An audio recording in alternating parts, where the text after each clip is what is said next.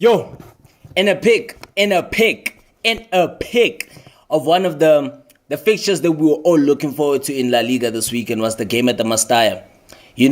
Between Valencia as well as Real Madrid. You understand? And we do remember what happened last season at this very ground. You understand, when these two sides met. So I'm sure Vinicius Jr. had wanted to prove a point, and I'm sure revenge was on his mind. But listen, man, what a game of football that was.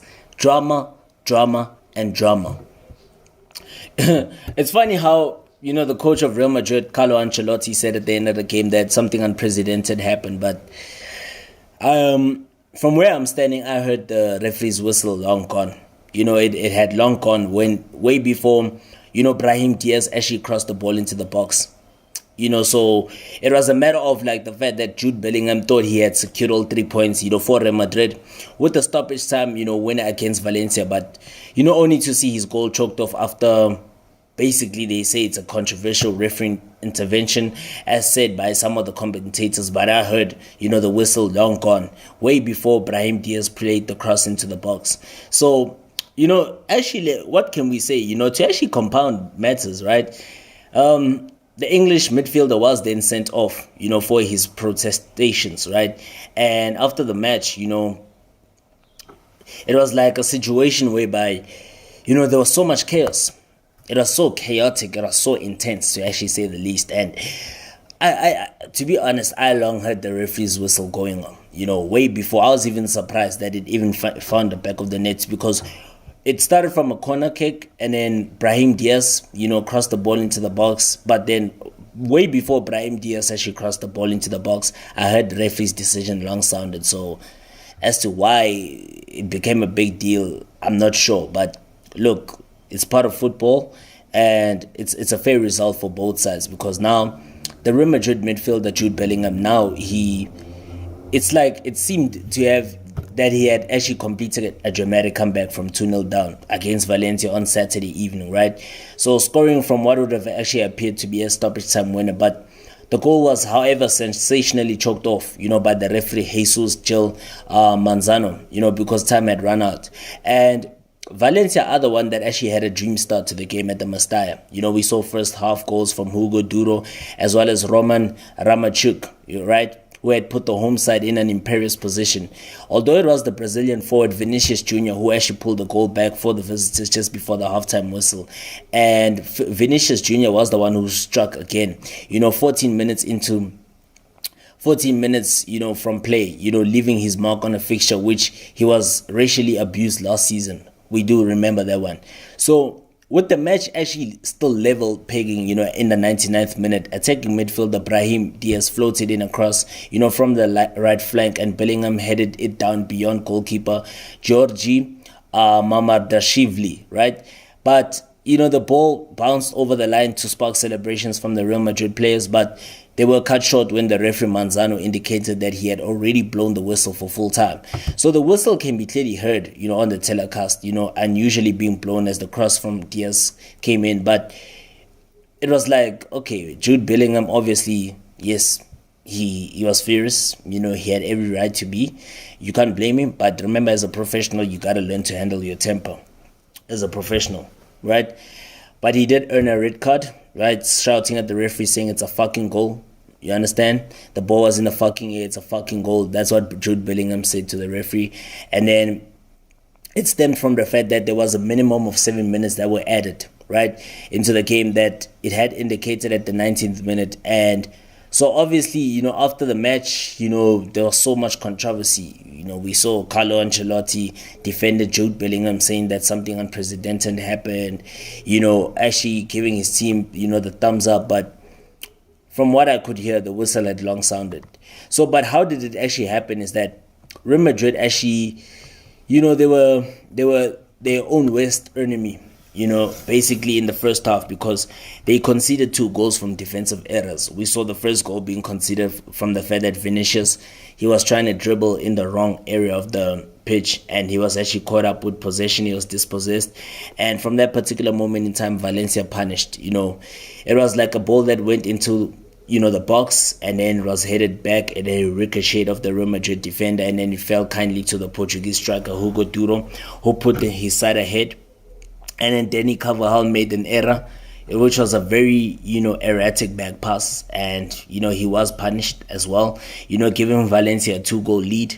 And you could tell that it was a dream start at the Mestalla for the home side. And basically, they were well on course to actually securing a famous victory.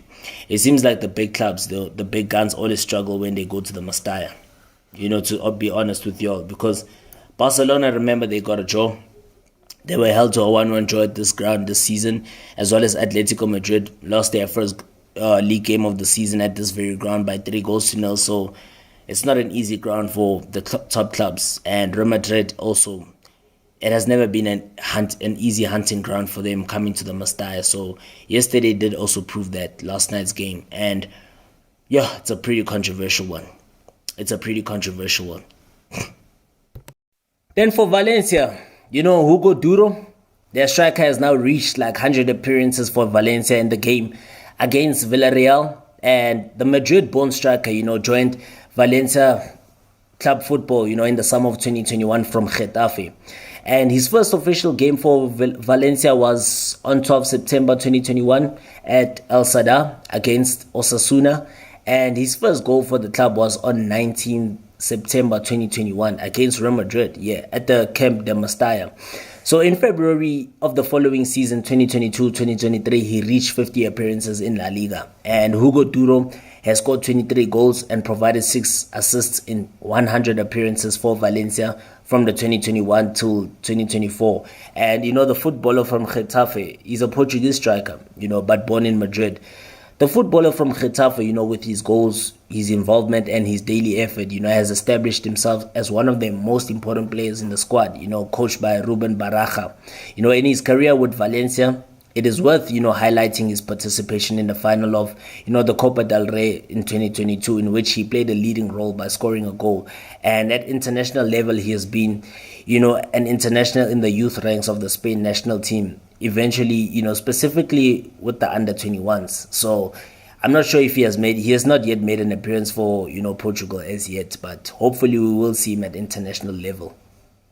Then in the other La Liga clash, Valencia losing out at the Estadio de la Ceramica, to Villarreal in a 1-0 defeat. Remember in the reverse fixture, Valencia did win this game, by 3-1 at the Mestalla. So, therefore, you saw Valencia, they made a short trip, to Castellón, to take on Villarreal, on a Sunday afternoon at the Estadio de la Ceramica. It was actually match day 29 of, the Spanish La Liga calendar.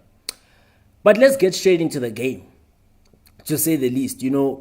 This particular encounter, how can I break it down, man? Because, when I was watching this particular game, it was actually interesting, because to say it's the unfashionable teams, I get it. Not many people would, put their eyes wouldn't be glued to this particular encounter. But to be honest, it was an interesting game, because the game really started at a high tempo, at both ends, in the early, goings of the game, with Valencia actually struggling to find a foothold. But shortly after, we saw Georgi, Mamadashvili, produce some heroics between the sticks for Valencia, with a sensational triple save to keep out, to keep the scoreline at 0-0. I mean, those were 3 brilliant saves, man. Triple saves, And Hugo Duro, came mighty close to actually opening the scoring in similar fashion. As his goal against Getafe, following, some great fine link-up play between Javi Guerra as well as Sergi Canos. And then Hugo Duro, who got on the end of a Canos through ball, tried to dink the Villarreal goalkeeper, but his effort blazed over the crossbar. Remember, Hugo Duro is amongst the La Liga, top goal scorers this season, so he's basically level with Vinicius Jr. and Robert Lewandowski overtook him, by scoring that goal, like that brilliant goal that he scored against Atletico Madrid at the Wanda Metropolitano. And then Sergi Canos, he almost broke the deadlock, after collecting a Gaia return ball. But, his drive went straight at the Villarreal goalkeeper under the half-hour mark. At the Estadio de la Ceramica, as they looked, livelier going forward. And then Valencia, were on the wrong side of a soft penalty to Villarreal. But, again, GG, Gigi Mamadashvili, produced some heroics from 12 yards out to deny Alex Baena by going down to his right to keep the scoreline at 0-0. I mean, he was already producing, the Valencia goalkeeper was producing a man of the match performance just within the first 45 minutes of the game, already making some 4 telling saves, 4 crucial saves to keep, the scores, deadlocked. But then the first half finished goalless, with all to play for in the second half at the Estadio de la Ceramica. But, Ruben Baraja, made a halftime substitution in his second, following Gaya's early departure, through injury in the first half. And Valencia had a slow start to the second half once again, with plenty of defending to do. They started the second half just the way they started the second. They started the second half just the same way in how they started the first half. Beginning at the second stanza, they were penned back by the home side. And the first Valencia chance fell to Javi Guerra, who tested the Villarreal goalkeeper from distance. And then Peter Federico, who forced Jorgensen into a stop. And then we saw Georgi Mamashadashvili, pulled another double stop to deny Santi, Comesana as well as Soloth. Alas. And then George, Cuenca broke the deadlock for Villarreal in the 54th minute of the game, And it was a great goal by Cuenca, to say the least. Great goal. And, we saw the Yellow Submarine erupting. The Estadio de la Ceramica was erupted. It was in a frenzy. And then Diego Lopez also came close to bringing Valencia back on level terms. He tried to lift the ball over the goalkeeper, but his effort just went wide. Similar to the Hugo Duro chance in the first half. And it was like, moments later, we saw Cenk, the Turkish, striker, Cenk, Oscar Kar, side-footed the ball. But then, his effort, went straight to Jorgensen. And then Valencia also, they kept on pushing for that much-needed equalizer. When Hugo Duro, again, the Portuguese striker, got on the end of a trademark Rabona cross. But then his overhead attempt went straight at Jorgensen, halfway through the second half. And then Ruben Baraja, shuffled his pack, for a remaining 20 minutes of the regional derby. Plus, some stoppage time left to play. But let me just say it like this. Valencia, they continue to ask questions of the Villarreal defense, looking for a late regional derby, drawed alas. But the scoreline remained unchanged, and then Valencia, fell to a narrow regional derby defeat. So tough luck for Valencia, tough luck for them, but they will try next time. Blaugrana! Yeah, Blaugrana has done it again, ladies and gentlemen. Blaugrana have done it again. Winning 3-0. An emphatic victory at the Wanda Metropolitano by 3-0 over Atletico Madrid. So, which is something that, a lot of teams struggle to do. They struggle to get a victory at the Wanda Metropolitano. It only seems like Blaugrana is the only team that can do it. Because the last time Atletico Madrid lost at the Wanda Metropolitano in La Liga was to Barcelona. And again, they've lost again to Barcelona. Yes! Blaugrana. So man, it was like a brutally efficient Barcelona, that escaped, with a massive win on the road. And it's like, it's let me just put it in simple terms. 3 chances, 3 goals, 3 points. Viva Blaugrana. Vamos. Visca Barça. So, Barcelona now, they will head into the final international break of the season in second place in the La Liga table. And they've taken a giant step towards a spot in next season's Champions League, thanks to a massive 3-0 victory away to Atletico Madrid, at the Civitas Metropolitano on Sunday evening.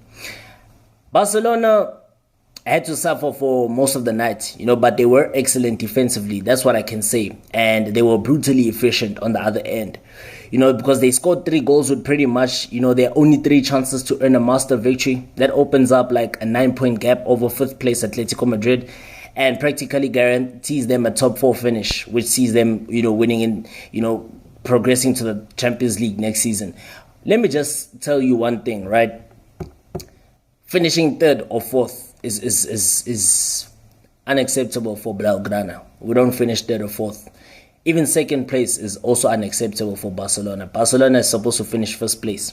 But yes, we are far off the pace of Real Madrid because we are basically 8 points behind Real Madrid. So we're still far off the pace. We've closed the gap to 5 points, but Real Madrid, it will require a miracle for Real Madrid to slip up. And remember, Barcelona still have to play them at the Bernabeu pretty soon after the international break. So that'll be a massive title decider and a massive clash for both teams. But you look at, if we take a breakdown of the first half, the first 30 minutes of the match, were an almighty struggle for Barcelona. They couldn't find a way to break Atletico Madrid's high press, and they never managed to have long spells of possession and had, to consistently settle for long balls that didn't reach the forward players and created a wave after wave of, Atletico attacks, But the home team, they themselves couldn't bring any real danger other than a shot by Pablo Barrios, that went, just wide after 10 minutes, And I can just say, Atletico's superiority didn't translate into big chances or crucial saves by Marc-Andre ter Stegen. And Diego Simeone's side, they were very effective in getting the ball back. However, they barely had any defending to do inside their own half in the opening half hour or so, because Barcelona continued to waste attacks with bad passes in the midfield. That's the reason why, when you're missing players like Frankie de Jong, Pedri, Gavi, and the latter, it will always affect Barca's rhythm of play because, the midfield, you need to make sure that you dominate the midfield in order for you to win football games, especially big games such as this. Eventually, let me just say it, Blaugrana began to advance the ball from the back, with more precision as Ilkay Gundogan, finally became more involved in the game, and then Fermin Lopez started to time his runs from deep to perfection and created real trouble with movements in behind the Atletico backline. And Barcelona had a 5-minute spell of real dominance that, finally forced the home team to defend deeper in their territory. And that was actually the first time we saw that happening in the game, And from that particular moment in time, like I said, it was basically during those 5 minutes of good offense that Barca found, they found the opening goal. And it was an extended spell of possession down the left wing, with a pass by Gundogan to find Robert Lewandowski inside the box, and the Pole gave an assist to João Felix as the Portuguese forward guided the ball into the bottom corner past Jan Oblak and once again scored against his parent club, this time in front of the home crowd, the Metropolitano crowd. That kind of must have felt awkward. It must have felt awkward, man. Scoring twice against your parent club on loan, home and away. Has this ever happened before in football? Where a player scores against the team that sent him on loan to another club, and that particular player scores against them home and away. He scored the winning goal at home when Barcelona claimed the 1-0 victory, and he also scored again, at the Wanda Metropolitano in front of his parent club's home crowd. That's kind of insane though. I don't think I've ever seen that in football before. But hey, I guess it has happened, but I've never seen it happening before. João Felix. But once again, that was a deserved lead for Barcelona, who have been on the back foot for most parts of the first half. And, Atletico Madrid did create, a monster chance to equalize almost immediately after going behind. But Alvaro Morata, sent a relatively easy shot, to the Madrid sky and wasted the best opportunity of the half for the home side. And Barcelona lost their manager just before the break as Xavi Hernandez was sent off, basically after 2 yellow cards for dissent in less than 3 minutes. And the whistle came to a tense half, where Barca had been far from their best, but they were the most efficient team in the final third. That's what mattered. And what mattered is that they went into the break, with a crucial lead. Atletico Madrid had big names on the bench, and badly needed a comeback. So Barca knew that, they had to withstand a ton of pressure and play, much better to secure a win in the second half. And then you look at the second half, Simeone wasted no time in, using his biggest name on the bench as former Barcelona strikers Antoine Griezmann as well as Memphis Depay, came on, at halftime, as the pair of attacking substitutions to get more bodies forward and put more pressure on the Barca defense. But before the two changes, could have any impact, Barca were given a gift and doubled their lead. Just 90 seconds into the period, it was actually a terrible pass by Rodrigo de Paul, which found Rafinha all alone at the edge of the box, and the Brazilian played it through to Lewandowski, who showed his incredible instincts and fired a beautiful strike, from a tough angle and went in off the post to make it 2-0 in stunning fashion for Barcelona. Very disappointing from the Argentine Rodrigo de Paul. He should have done better. He should have been more focused. And you can't be making those kind of mistakes when you're playing against Barcelona. However, to say the least, Atletico Madrid had no choice but to send everybody forward looking for an instant response, to get back into the game. And ter Stegen was called into action 3 times in less than a minute, including an extraordinary double save on shots by Marcus Llorente as well as Memphis Depay. Simeone, he sensed that his team was close to scoring their first goal and sent on, Angel Correa and Koke. And the home team were all out, to attack as they reached the hour mark. But that was just not enough. It was not enough, man, to say the least, because you look at the fact that now Xavi's brother and assistant, Oscar Hernandez made his first substitution after 60 minutes. He brought in Lamine Yamal, who replaced Rafinha, with the youngster tasked with helping Barcelona keep hold of the ball. Basically, to relieve also some growing pressure as Atletico Madrid continued to chase a comeback.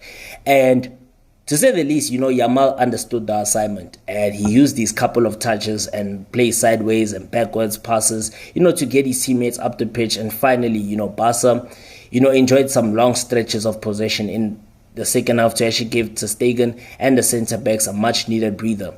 And just like they did, late in the first half, it was actually like a 5-minute spell of great passing, which led Barca to score a second goal, another goal, right? So it was like a long ball which was played by Gundogan, which found the run of, French defender Jules Koundé on the right wing. And the fullback kept it until he could pass it to, Lewandowski. He found Lewandowski, and the Pole striker, who had started the move with a great bit of hold-up play, then played a perfect cross into the head of Fermin, who was all alone between the centre-backs, and headed the ball home to triple Blaugrana's lead. So simple. Three chances, 3 goals, 3 points. And Atletico Madrid was stunned after the third goal, and they lost all the momentum that, they showed in the 20 minutes of that period. And Barcelona had an easier time, of keeping possession as they looked to finish the game with a clean sheet. And Oscar, used all 5 of his substitutions and gave minutes to youngsters like Vitor Roque, Marc Casado, and the Catalans looked comfortable as, they reached the final 10 minutes. But the home team, wanted to give the crowd something to cheer and tried once again, and step up, level the pressure. But Barca's defense, dealt with the danger very well and managed to keep the home team from scoring. Atletico not only finished the game without a goal, but also went down to 10 men at the very end. Raul Molina was shown a straight red card, for a foul on Vitor Roque as the Brazilian was thrown goal. Could have been just 4-0. It could have just been 4-0, but yeah, man, the final whistle came shortly, to, just ending the misery of Atletico Madrid. And Barcelona have become the first team to beat Atletico Madrid at the Metropolitano in La Liga this season. It wasn't actually pretty, but, it was satisfying. And, the defensive organization and the fighting spirit that won Barca La Liga past season. And, as we head into the international break, most of us are starting to witness a team that, can win big games on the road. And if Barcelona play like this, away to PSG in 3 weeks, they can get a positive result against Paris Saint-Germain and even win the Champions League perhaps. And now we go straight to La Liga. We saw another big encounter right there. Basically, this was a repeat of the Copa del Rey quarterfinals between Athletic Bilbao and FC Barcelona at the San Mamés, right? So remember that particular encounter, Athletic Bilbao won by 4 goals to 2. Against the Barcelona, the side that have not had their best of seasons, after winning the La Liga title last season. It hasn't been the same fairy tale this season. It hasn't been going. And with Xavi even confirming his exit come end of the season, things just don't get better for, the Catalan side, Because yes, it was Athletic Bilbao 0, FC Barcelona 0, and unfortunately, however, an injury woe for FC Barcelona, really caused so much for them, so much, frustration, in that stalemate, with the hosts in, a La Liga encounter. I remember Barcelona coming into this one, they were, off the back of a convincing 4-0 victory at home against Getafe. So they wanted to continue with that momentum going into the Champions League. And to say the least, it was a pretty disastrous evening for Barcelona. Even though, the visitors did manage to at least salvage a draw, from their La Liga encounter with Athletic Bilbao at the San Mamés, on a Sunday evening where like Frankie de Jong and Pedri, both suffered concerning injuries once again. And they had to be, prematurely replaced in the first half of the match, and the visitors did not manage to recover, in finding a winning goal. So, things just don't get easy for FC Barcelona, hey? Things just never get easy for them because they haven't had the best of seasons. Injuries have also not been helping. We saw Gavi is out for the rest of the season. We saw, the fact that Rafinha just returned from injury. And we also saw Marc-Andre ter Stegen was out for some time. So things haven't been very easy for FC Barcelona this year. And remember now, Barcelona played out to a goalless draw at Athletic Bilbao, in their La Liga encounter. But it came at a greater cost, because now two of their key players were injured. We're referring to Frankie de Jong as well as Pedri, the engine of those midfield, of that midfield, they were both left distraught when leaving the field, in the first half with non-contact complaints suggesting the injuries could perhaps curtail their season. And the match itself saw little goal-mouth action, with the closest either side came to scoring came after the hour mark. We saw the half-hour mark, I meant to say, in the first half. Unai Simon, came out of his goal to actually block a shot from Fermin Lopez, and then, he had to backpedal once again and get a slight touch from João Cancelo's chip, needing Yare Alvarez to actually complete the clearance of the line. So that was basically the best chance that Blaugrana had in the first half. And from that particular moment in time, neither side really showed, the desperation to get a winning goal in the second half. With both goals, seldom, threatened, right? And it goes without saying that this result sees Barcelona remain in third spot, a point behind, Getafe, while, a point behind Girona, I meant to say. And Athletic, Bilbao stay in fifth, just 5 points behind Atletico Madrid in, the final Champions League qualifying berth, right? So, basically now as for FC Barcelona, injuries are likely to actually end, Barcelona's faint title hopes, of a golden end to the campaign. So, it seemed unlikely Xavi would end his tenure at the Camp Nou, with a big trophy. But the results of this trip to the Basque Country, could realistically end any lingering hopes. Purely from a points perspective, remaining 8 points behind Real Madrid, and after a referee's whistle ensured their rivals drop points this weekend, leaves them, with a long way back, in March. As we could even say that even more important, what's even more crucial for FC Barcelona this season is that, their midfield. For so long, Sergio Busquets was the hub. He was the key in that midfield.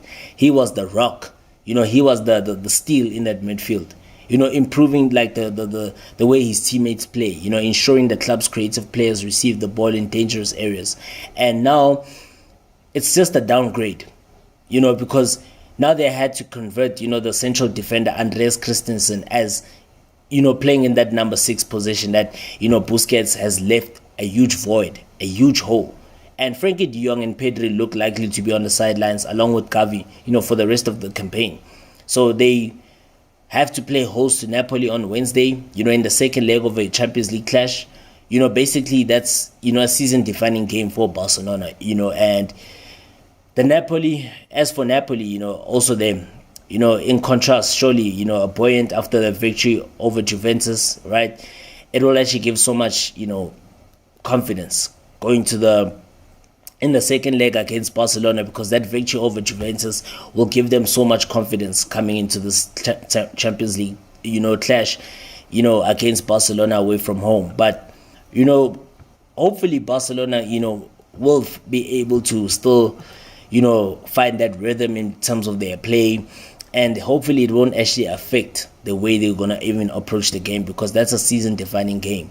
And basically, I would say, in my opinion, the man of the match, right, is obviously Yare Alvarez, because the Athletic Bilbao defender, Yeah, man, it was pretty. The reason why my tone has actually dropped because it was a very disappointing encounter because, yeah, there was really not much in terms of goal mouth action as I expected, and the scoreline reflects it all, right? So, it was actually disappointing the way Athletic, Bilbao actually ceded possession largely to Barcelona. And the key reason why they did not have many chances in the game was the strong defending of the host backline, right? Central to this was Alvarez. Alvarez, who he not only did clear the most dangerous chance away, but he was also quick to deny any space for Robert Lewandowski, with the key block in the second half, particularly notable. So, this result doesn't really do much for both teams, but hopefully we can say the fact that as time will go, we'll see Barcelona really get that much needed result in the second leg of the Champions League last 16 against Napoli. To continue, so Mallorca right now they have reached their fourth Copa del Rey final in their history. So it was actually the Mallorca midfielder Sergi Darder, who actually scored the decisive spot kick in the shootout against Real Sociedad to actually book his side's place in the Copa del Rey final. And it was after basically a goalless first leg. Sociedad's Mikel Oyarzabal, cancelled out Giovanni Gonzalez's opener to force extra time at San Sebastian, and Oyarzabal, was the only player to miss in the shootout, and Darder, held his nerve to actually send Mallorca through to the final of the Copa del Rey. And it is the first time, Mallorca have reached the final since they won the tournament in 2003. So that is basically over 2 decades or so. That is basically over 2 decades or so, over 20 years now. Wow, what a way to actually reach another final, after 20 years. So they had to wait for 2 decades, the Islanders, to actually reach their first Copa del Rey final since then. And they will actually face Athletic Bilbao, at the Estadio La Cartuja, in Seville on the 6th of April. And Athletic Bilbao, won by 4-0 via aggregate, over Diego Simeone's side, and Mallorca's victory on Tuesday, could actually boost the morale for their side that actually sit, in 16th in the La Liga table and are actually trying to distance themselves from the relegation zone. So, meanwhile, as for Real Sociedad, they will actually need to regroup, for next week's UEFA Champions League last 16 meeting with Paris Saint-Germain, basically with the French champions actually holding a 2-0 advantage coming back, into the return leg to Spain. So, there's so much work to actually be done for Real Sociedad, and they actually need to just pick themselves up and just continue, ensuring that they secure those maximum points in the league, as well as actually overturn that 2-0 deficit that they face against PSG in the second leg of the round of 16. Well. In Copa del Rey news, right? At the San Mamés, Atletico Madrid, comfortably beat Athletic Bilbao, I meant to say, sorry. My bad. Athletic Bilbao comfortably beat Atletico Madrid to actually set up a Copa del Rey final against Mallorca on the 6th of April 2024. So what that means is that, remember Atletico Bilbao, they last won the Copa del Rey in 1984 and have only lost, in the final of 6 occasions, since then, including the 2015, occasion at the Camp Nou, losing by 3-0 by the eventual winners Barcelona.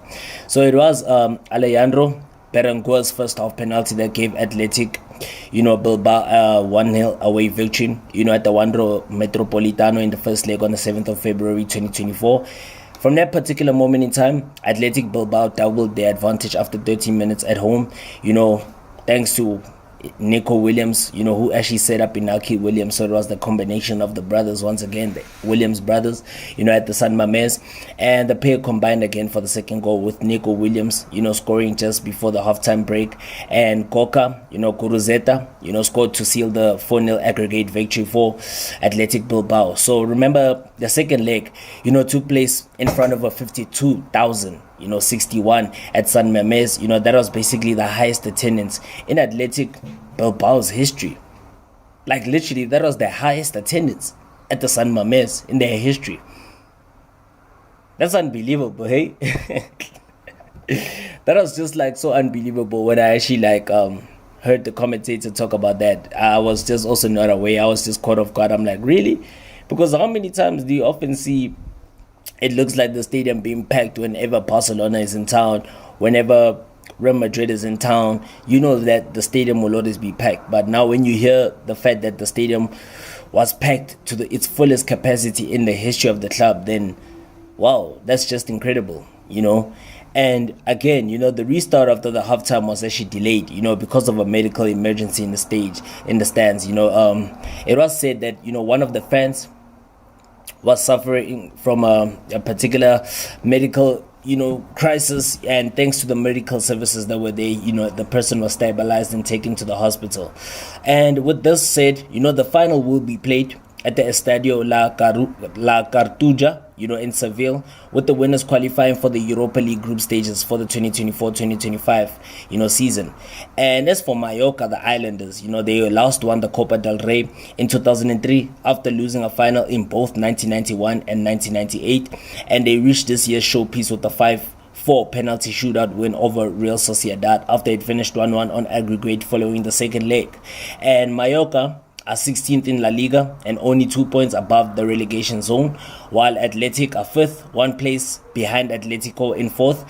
And Athletic Bilbao, who have won the Copa del Rey on 23 occasions, defeated FC Barcelona by 4-2 in the quarterfinals after Atletico had beaten their crosstown rivals Real Madrid by the same score, around earlier. So that was a great game of football to actually watch, even though Atletico Madrid had the lion's share of the ball possession. But remember, as we say in football, possession does not win you games, goals do. So tough luck for Atletico Madrid, but all the best for Athletic Bilbao in the final against Mallorca. Right, in the Spanish La Liga, so kicking off the weekend was defending champions Blaugrana taking on the Islanders Mallorca. Right, so Barcelona did kick off the weekend, by clinching a 1-0 victory over Mallorca at home.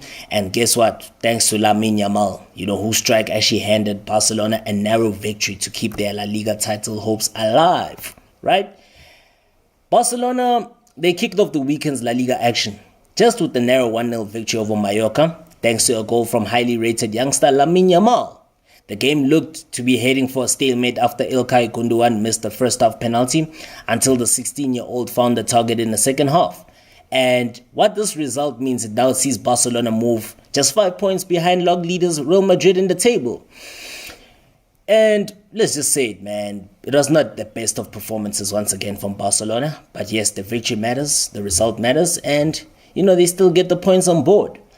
Lamine Yamal's, wonder goal, did help Barcelona move to second place in La Liga. Just after a narrow, that was just basically another scrappy victory over Mallorca. And the 16-year-old scored what, proved to be the winner, in the 73rd minute, as Xavi's side now leapfrogged Girona and closed the gap on log leaders Real Madrid to 5 points. So the hosts were handed an ideal opportunity to break the deadlock midway through the first half when, Cupete, brought down Rafinha in the box. And however, Predrag Ralkovic, guessed correctly to deny Ilkay Gundogan from 12 yards out. And chances were few and far between, at the Stade Olympique Luis Companys, with Rakovic, also producing wonderful reflex saves to actually tot out João Felix as well as Lamine Yamal. And although the Mallorca goalkeeper was rooted, to his spot 17 minutes from time, as Yamal, cleverly lost his marker before bending in a beautiful shot in the far corner to seal all 3 points for Barcelona. But we can't always, Barcelona as a team, you can't be relying on youngsters to do the job for you, man. You can't. You're Blaugrana, but I guess, made in La Masia, that's pride, man, for Blaugrana.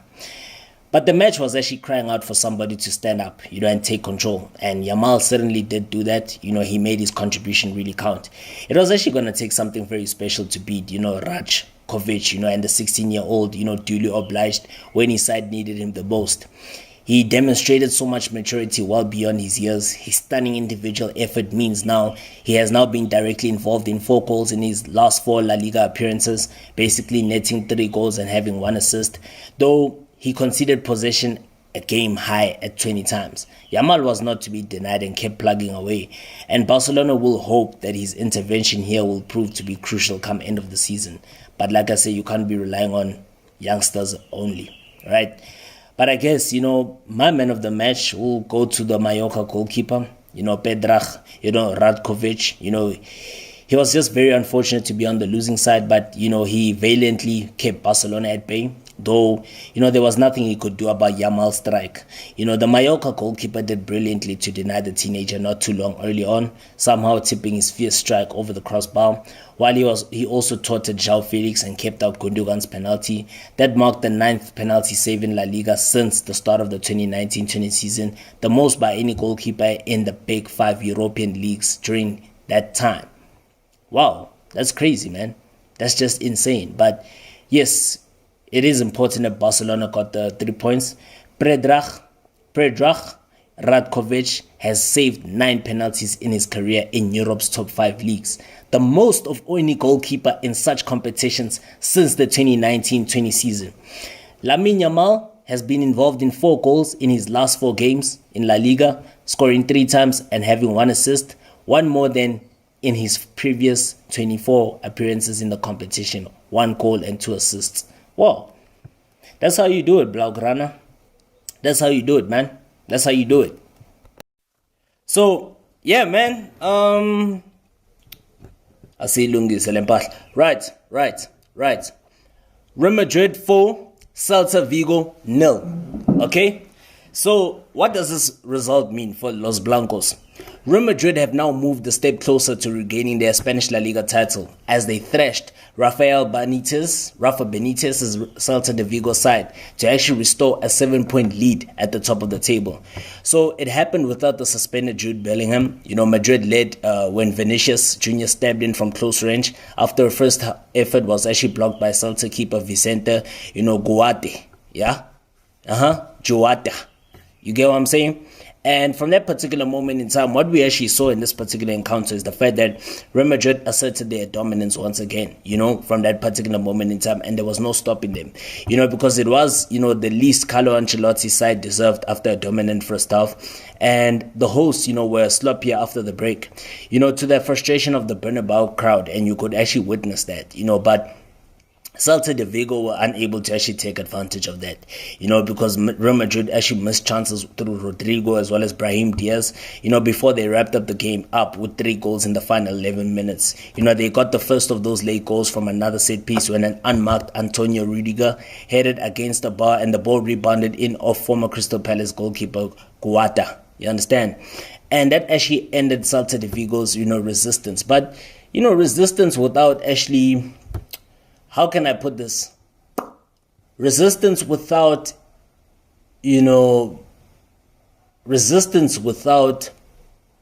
without parity doesn't really matter, in a game of football. Because yes, they were, very, resilient at the back, and they actually resisted so much of the Real Madrid attack. But resistance without parity really does not do much for you. You understand? So, and it didn't do much for Celtic. It didn't even do anything to help their cause away from home at the Santiago Bernabeu. And moments later, another decisive miss led to the 3rd goal. Vinicius Jr.'s cross, from the left caused havoc, between Guata as well as Carlos, Domingos, with the defender helplessly diverting an attempted clearance into his own goal. And then we saw the teenage Turkish sensation, Arda Güler then netted his first Madrid goal by slotting in from a tight angle moments later after coming on the pitch as a substitute. So it was with the nearest of challengers, Girona and Barcelona, earlier on winning this weekend. Madrid could not afford to actually offer, some hope to their rivals with the slip against the relegation threatened, Celta Vigo. So dropping points really looked like likely. But, the tension which had lingered, into the first hour mark, disappeared with the late 3 goals. And the demanding Bernabeu crowd, their exasperation seemed the result, from a second home game in 5 days where their team did not put away the visiting team as they would have hoped. Although Los Blancos were far from their best when they scraped, past Red Bull's Leipzig on Wednesday night to actually reach the Champions League quarterfinals. So, yeah, it was a much dominant performance from Real Madrid, but yeah, they should have just put away their goal-scoring chances. They really need to, get their goal-scoring, boots back on track so that they can be able to convert all their chances. And, Saturday's La Liga action, had a major impact on the race for European qualification next season, with Valencia, Real Sociedad, as well as Girona securing much needed victories, so we'll start at the Mestalla, where Valencia took on Getafe and they won by a goal to nil. So which means that Valencia now move up to 8th place, in the table overnight thanks to Hugo Duro's first half strike. We saw Sergi Canos was denied by the woodwork early on before he teed up Duro for the breakthrough, as now he moves up to 12 La Liga assists so far this season. We're talking about Sergi Canos, right? What a great player he is. Getafe were denied an equalizer just after the restart, and again in the dying stages of the contest, they remain set in mid-table. Relegation is not likely to be an issue for Getafe in the run, and 7th spot could put Valencia into the UEFA Europa Conference League next season. Whilst we go straight to the game between Granada and Real Sociedad. So Real Sociedad's Champions League campaign ended with a midweek defeat to Paris Saint-Germain, and the Basque side needed a result, in Andalusia. Victory at Granada was just their second league win since the end of January and keeps them in the hunt for Europe in 6th place. We saw Marto, Ozuni's double put Granada 2-1 up at the break before Spain international Robin Lenormand, headed the visitors level late on. And then we saw, however, there was to be a timely bit of luck late on as the VAR ruled in favor of Andrea Silva's close range winner. So that was a very important goal for, the Portuguese, which actually helped Real Sociedad secure all 3 points against Granada. And Girona, title challenges Girona, winning by 2-0 at home against Osasuna. So Girona's chances of a bold title bid, appear to be over, but they are still fighting for a Champions League, place next season. So Porto steered home the opener to settle the home side's nerves in Catalonia on the back of picking just one league victory in their previous 5 matches. Whereas, however, they've struggled to actually put the game out of sight late on before Savio fired home to end Osasuna's chance of a late equalizer. So 3 points brings them back to 2nd place, and they are now 12 points inside the top 4. Okay, so as we wrap up the Spanish La Liga, we wrap up Sunday's action, in La Liga, right? So we did also see that Sunday's La Liga action saw Athletic Bilbao, keep up the pressure on on the top 4 spot, and Rayo Vallecano remain in relegation danger. So we'll start with that game between Alaves and Rayo Vallecano. So Alaves secured, a key win over relegation rivals Rayo Vallecano in the Basque country. And, the victory means that the hosts move up to 32 points, 10 above the drop zone as they edge closer to top flight safety for next season. And the home side were denied a breakthrough early on before Andoni, Gorosabel, chipped them into front, in the front, before the break. So that was basically the only goal for Alaves in the game. And Rayo almost grabbed an equalizer in the 6th minute of added time as we saw Easy Palazon, hit the post, and that was pretty much it. And Las Palmas, losing once again at home by 2-0 to Athletic, Bilbao. Athletic Bilbao have kept up, massive pressure on the top 4 rivals, Atletico Madrid, with a vital victory away, at Las Palmas. And the Basque Giants now look set to battle, Los Rojoblancos, in the run with a 10-point lead now opened up to rivals Real Sociedad in 6th spot, right? So we saw Goka Gurzeta, continued his recent superb goal-scoring form to knot the away side in front, in the Gran Canaria, right? And then Las Palmas looked to rally late on. But an unfortunate own goal clinched the contest, for Athletic Bilbao ahead of a Basque derby against Alaves next weekend. So yeah, man, that's just how it is in La Liga. Very entertaining stuff there in the Spanish top flight. And Real Madrid, Real Betis, I meant to say, losing by 2-3 at home to Villarreal. The Yellow Submarine coming with all crucial 3 points in Seville. So the final clash on Sunday night, saw a bad-tempered 5-goal thriller, and, with 3 points being awarded, 3 points for Villarreal at Real Betis, the Yellow Submarine. So it was actually Guido Rodriguez, who calmly took a great finish, to actually put the hosts ahead. Before Alex, Baena tied the game and William Jose fired Real Betis back in front before the break. And therefore, from that particular moment in time, we saw an own goal that brought Villarreal back level after restart as the match took another Sunday night twist. And then we saw Alexandra, Soloth's goal eventually tipped the balance for Villarreal, with both teams losing their cool late on in the game as Chimi Avila as well as Alberto Moreno were dismissed, for some careless, stupid red cards. And it just tells you that, discipline is very key at this level. But Villarreal then move up to 11th, in the table, as Real Betis actually remain in 7th. So that's just basically it. And what I can just say is that, how is it that, yeah, man, with the fact that we are approaching 10 games now, Real Madrid still at the top of La Liga.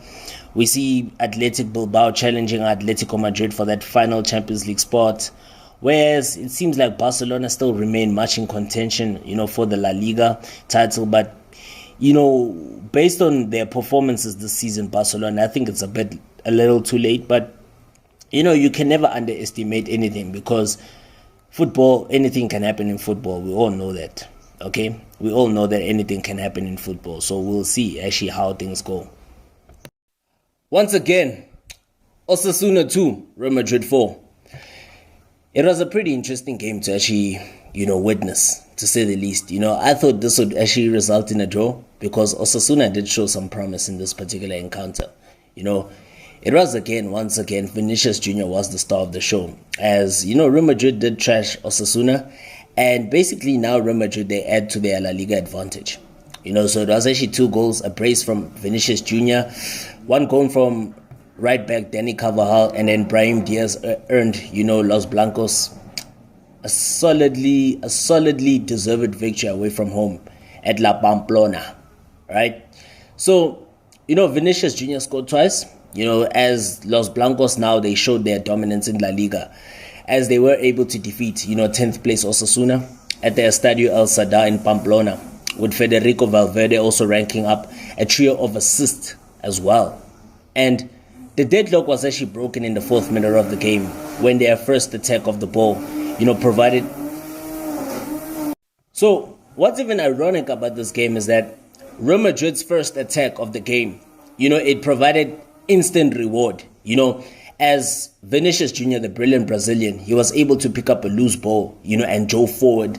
And, he, with his right foot, he fired across the goalkeeper, into the far left corner, and gave Los Blancos an early lead, just like, what can I say, around about 108, more than 180 seconds or so on the clock.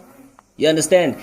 It was actually a very poor lapse of concentration from the Osasuna defender, to actually, give Vinicius a chance to actually pounce on that loose ball. But it was only temporary, because Osasuna dramatically hit back, in the 7th minute of the game, when Ante Budimir, he wearing a mask, turned home from point blank range after a quick counter attack, which saw the ball being crossed, to him at the far post. And the Croatian did well to actually get, near at the far post and actually put, his side on level terms at home. But as good as that goal was, it was as, things get as good as it is, right? And, the home side, though 11 minutes later, Danny Carvajal did restore their advantage of Los Blancos. It was Valverde, the brilliant Uruguayan, that showed some mobility.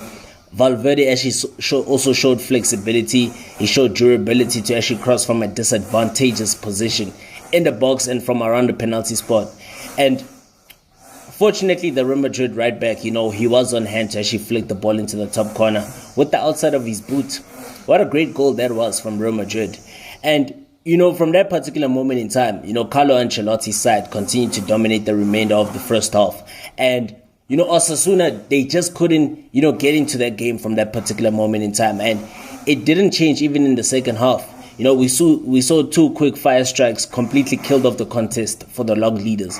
And it was through Brahim Diaz, who put the contest to bed. Remember, Brahim Diaz later, not so long ago, he did announce recently that he will be donning the colors of Morocco at national team level instead of Spain. Remember, he does have one cap for La Roja, And he did decide that no, he'll be donning the colors of Morocco, the North African giants, at international level. And it was him who was actually on hand to actually make it 3-1 in the 61st minute of the game, when Valverde doubled as a target man to actually win a flick on the set. And the away side, threw on goal with barely any defenders around to actually stop that attack. From that point onwards, it was an easy job for Diaz to open himself up, wait for the goalkeeper to commit, slotted the ball into the right-hand side of the goal to ensure that Real Madrid leave Pamplona with all 3 points back to the Bernabeu. So it just even got sweeter for Los Blancos. Vinicius scored again. Valverde completed his treble of assists. What an incredible game from the Uruguayan. He's been solid this season. He's been class. He's just phenomenal. And with the Brazilian scoring the deftest of flicks, from the 6-yard box to gently lift the ball, over the on-rushing goalkeeper in the 64th minute in a very classy goal. And from that particular moment in time, of course, we knew the game was done and dusted. And it could have even been worse, for Osasuna. But Lucas Vazquez, had a goal ruled out for offside before Iker Munoz, then added a late consolation for the home side. But it just proved nothing to be more than a consolation, because Real Madrid walked out as 4-2 victors on the day. And Vinicius is having an incredible season, because now the brace in that game against Osasuna now takes Vinicius' season total to 15 goals and 6 assists for Los Blancos, only being surpassed by absentee Jude Bellingham, who has a combined total of 27 goal contributions. The extra 2 goals also, it lifts Vinicius to be the 7th top goal scorer in La Liga, level with Valencia's Hugo Duro, as well as Barcelona's Robert Lewandowski. He trails Bellingham by 4 goals in the race for the Golden Boot. So, wow, man, it just says a lot that, Vinicius has been on fire. He has been on song for, Los Blancos. And, we hope to see more, and we hope to see more consistency from him.